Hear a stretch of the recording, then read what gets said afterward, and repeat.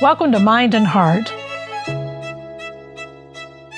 I'm Sister John Dominic, a foundress of the Dominican Sisters of Mary, Mother of the Eucharist. It has been my joy to have been involved in Catholic education for over 30 years.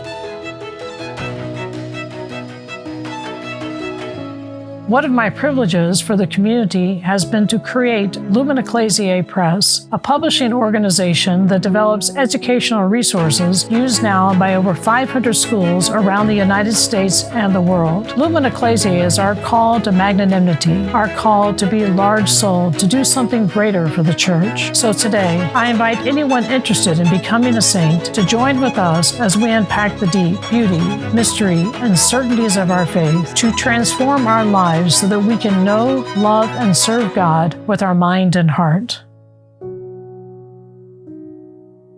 Welcome to Mind and Heart. And in this series of podcasts, we're going to be looking at the brain and understanding all the wonderful studies that have taken place during the time of the Decade of the Brain. And there'll be a series of podcasts that I'm going to be doing with my special guest, Dr. Karen Villa. And Karen and I have worked together for a number of years, and you may remember her from the video series.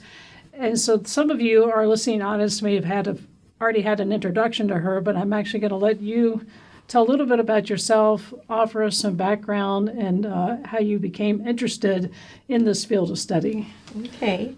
So I came to Michigan to study clinical neuropsychology at Michigan State University in the early 90s, which is really when the Decade of the Brain was beginning. So I was studying neuropsychology when George Bush had infused all of this funding into neuroscience research during that period of time, because we had all these new diagnostic instruments that could really look in on the brain in real time. So as somebody was learning, as somebody was experiencing a flashback, as somebody was performing a task. And so that period of time, we really learned all of these new neuroscientific findings. So I was at Michigan State University getting my degree in clinical neuropsychology. And after that, I did a couple of postdocs, one of them with University of Michigan in neuropsychoanalysis, where we were really looking at inner experience in the context of a neuropsychiatric lens. So after I graduated is when I had my own children, and sometimes I felt like I was parenting without a map. And this interpersonal neurobiology became my map for my own children, which was the best classroom for me to really learn these techniques and how they apply to everyday life. So I think that's really the value and the experience that you bring, and why I really wanted you to have you on here as a guest, because not only do you bring the experience from your study, you have the experience of being a mom, you have the experience of being a counselor, and also just this depth of understanding that you have in the brain and the development of that. And I think what's important, especially for people that are listening, we're going to be talking about this and unpacking it. And let's go through and define some terms for people. What is the difference between the brain and the mind? So interestingly, when the Decade of the Brain arrived, we had no definition of the mind. As a field of mental health, of neuroscience, we had really been studying the brain and looking at structure and function, and had no definition of mind. So while we were able to look in at real time into what was going on in the brain, we found we had to develop this definition of mind, because we were finding that mind was really forming brain substance and having a huge impact on the brain. So the definition of the mind that we came up with was not only that it was the brain, the central nervous system, this embodied organ, but it was also this relational process that regulates what we call energy and information flow. So this is the idea of how you interact with your environment, how you learn from your environment, how you create responses and decision making for the environment. And so this was the field of the mind. And out of this decade of the brain came this new learning science called mind-brain education. Okay. And then from there we defined interpersonal neurobiology. Okay, so all right, so if we go back to and I'm new to studying all this, and I've been an educator my whole life, so for me this is extremely fascinating. It is, and it is very new. It is, and so when we talk about, the brain and the mind, and then oftentimes we hear about the left side and the right side, but it's not what you naturally think it would be, right? So what does the right side of the brain do? So the right side of the brain processes information from a holistic standpoint. Okay. So kind of the big picture of things. Right. The intuitive side of things, more the emotional information that's embedded in any experience or learning that we have. It works more on a harmonious basis and takes in kind of whole information, as opposed to the left side, which is very, granular. It looks at detail. It's important in processing language rather than emotion, and seeing things from, a detailed perspective. So one scientist that you and I you introduced me to his writings, and that was Dr. Dan Siegel, and all of this that he's developed. Maybe we could talk a little bit about because I think what he's done with the mind, with the upstairs brain and the downstairs brain, and then which we'll unpack a little bit more when we talk about the yes brain, but maybe you could talk about the upstairs and the downstairs of the mind or the brain. What's the right word for me to use, brain or mind? Well, we'll talk brain for now. Okay, brain for now. Okay, when we get into talking about virtue and education and these tools, we're talking mind. Mind. So that's a great distinction, especially for people that this is all new. So right now we're still talking about the structure of the brain. Okay, all right. So we just talked about right hemisphere, left hemisphere. So we're trying to put the brain in dimensional space. So another way to look at the brain is the cortex versus the subcortex. And the easy way that Dr. Siegel talks about this is the upstairs brain and the downstairs brain.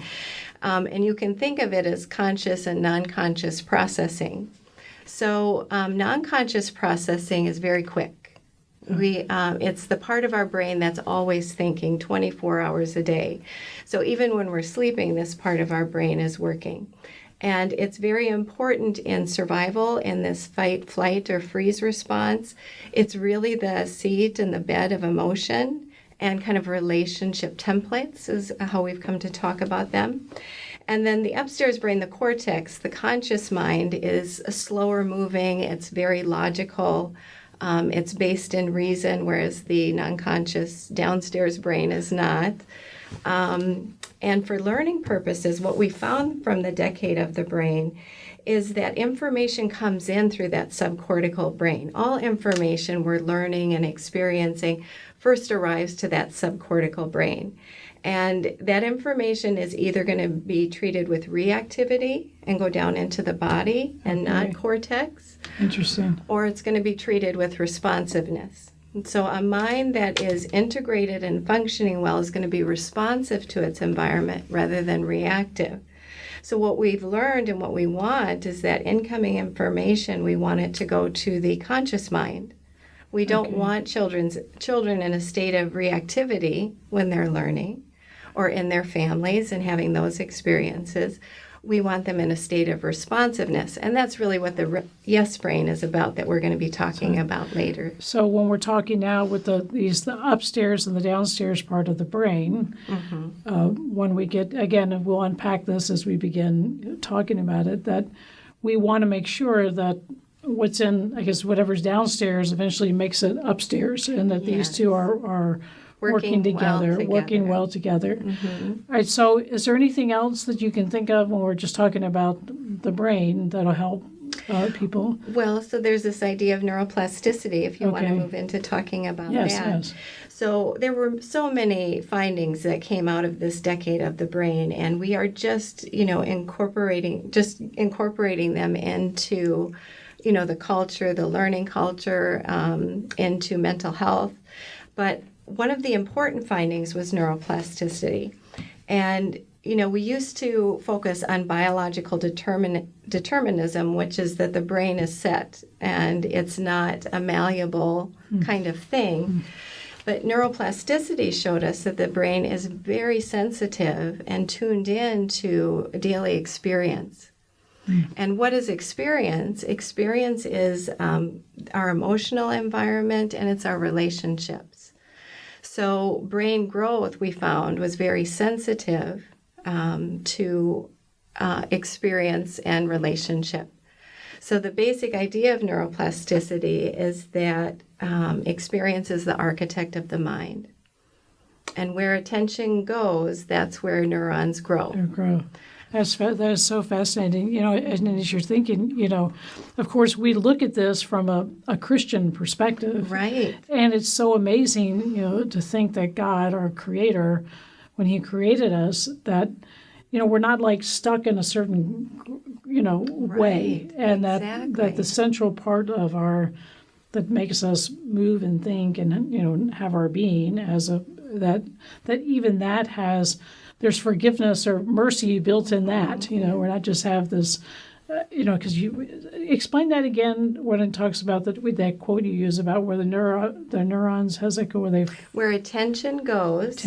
Where we direct our attention with our mind is where neurons are going to wire together. And this was big news coming out of the decade of the brain. And as a Catholic and a Christian, it really revealed this biblical truth that the Lord tells us we can renew and transform our minds. That's right. Our minds can be renewed in Christ, and that we can. So we're not just, and again, the beautiful thing too is that even if you look, if we kind of bring like a theological understanding of it, that sometimes, that we're all destined for eternity. God wants us all to be united with him, and that we're not like some people are just born to be bad or good. This science proves that we're all created and we have the opportunity for goodness. And we can transform towards that our whole lives. The beauty of neuroplasticity was that it wasn't just for these critical periods in childhood, which are really big and important, but that we could have this capability our whole lives. And so this even extends all the way into adulthood, and as you've begun studying it and understanding, and again we'll talk about strategies a little bit later, but how did you, if you started your studying now, just on a personal level, how has this impacted you as a professional that you began studying it when this was beginning, and then you were raising your children, and then now you're able to work as a counselor? There has to be something about that that's so fulfilling in a certain sense and exciting. To watch people transform is a privilege. And to be kind of this vessel that helps people become more who God intended them to be has been a great blessing to me and a privilege.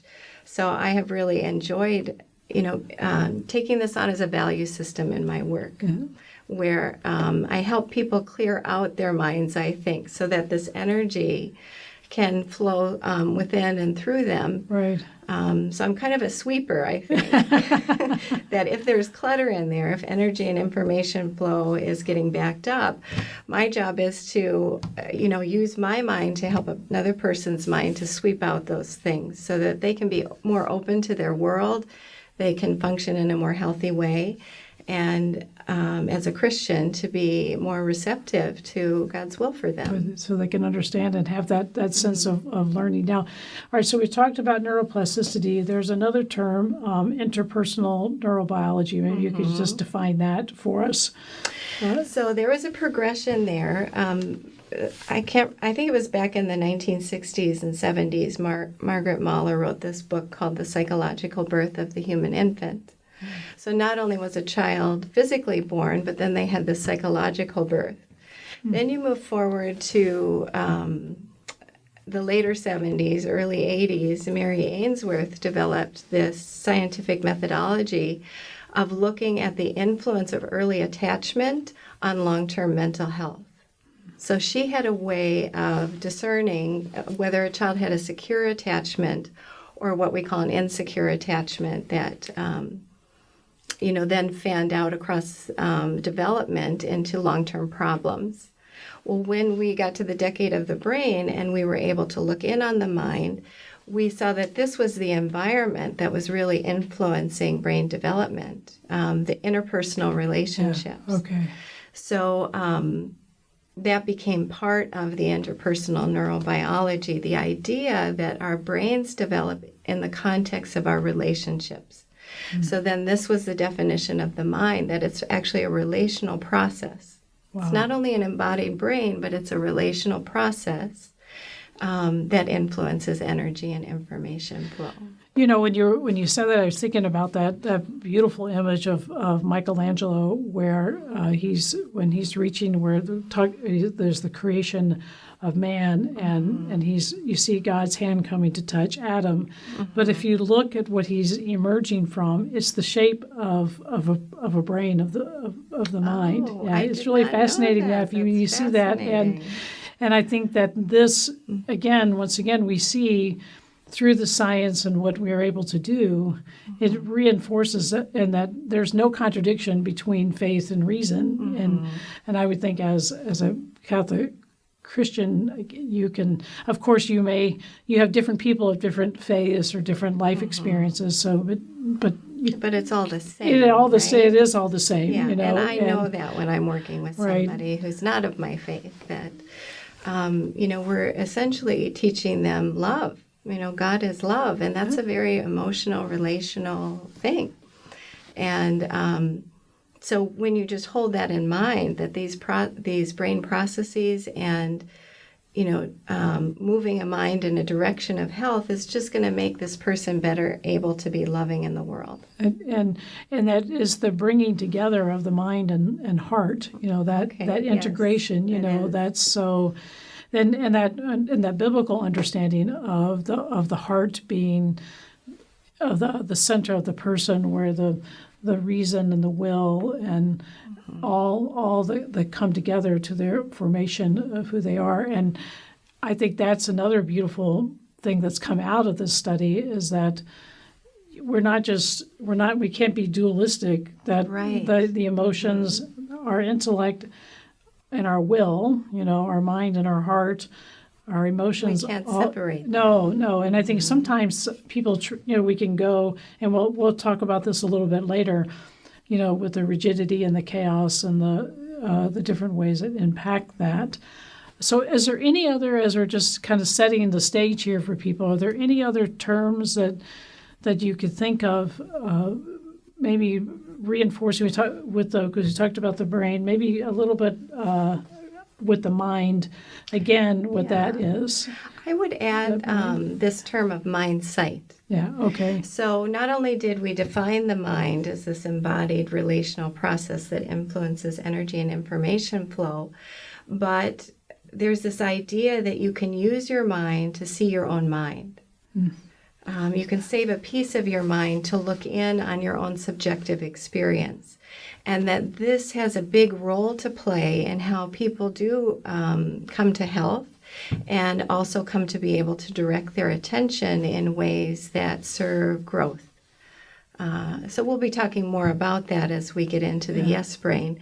But when somebody takes the time to see their own inner workings and their own subjective experience, not only do they learn and grow better, but they are also better equipped to see the mind of another person and come to know this capacity for empathy. Which is so important. And that's that relational part, that if we see that in the study of the brain, the relational part, but we also need to have that relationship in ourselves to help us to become whole, you know.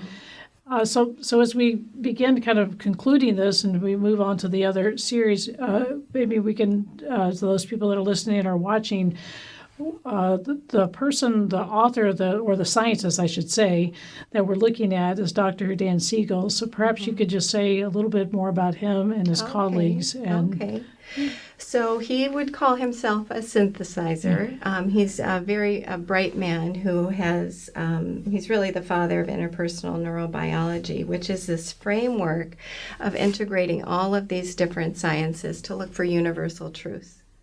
And, you know, that's how we recognize truth, is that it can be seen from many different perspectives, and it's confirmed by different kinds of scientific lenses. So he took all of these findings from the decade of the brain and really synthesized them into this understanding. And then he translated that beautifully into a series of books for parents, which is how I came to know him more and his work more deeply. So he started first with this, and his books matched his own raising his children. So he was taking all this knowledge and using it at home and at work, both. But his first book was Parenting from the Inside Out. Okay. So this idea that we have to have our own subjective experience as parents if we're going to keep our own psychological struggles out of the way of our children's development. And I thought that was really, really critical and important. He has other books like The Whole Brain Child, which is kind of for the elementary school years. And then for adolescents, he has a book called Brainstorm, The Power and the Purpose. Which is well named. Yes, it is. That is a brainstorm. But he turns it on his head, and he says the power and the purpose of the teenage brain. That storm has a purpose. Exactly, and that's what I'll say is that, you know, you think that, but he actually makes that to be like one of the most exciting times, you know, the way he talks about it. Yeah, so go ahead. Of depth and creativity. Yeah. And then he arrived at the Yes Brain, which, again, we'll talk about later. But he's a prolific writer and communicator of this new neuroscience and this new mind-brain education. Yeah. Well, thank you so much, Karen. And for those people that are watching and listening, I'm sure that we've just kind of got you interested and excited about this because there's so many things that we can unpack. And for me, as I've developed Disciple of Christ, Education and Virtue, that the understanding how that is used, you know, so oftentimes we can look at that from a moral perspective, and so you hear about it and you think, oh no, I'm doing something wrong as a parent or whatever. But now, understanding that this science supports the understanding of living the virtuous life, that you have two reasons, and that you're really helping your child to live a more full life, to become fully alive, become the person that God's created them to be. And that's what we'll continue to unpack as we continue these wonderful discussions on understanding interpersonal neurobiology, Disciple of Christ, Education and Virtue, and our very special guest, Dr. Karen Villa. And join us again next week for our next episode. Thank you, sister.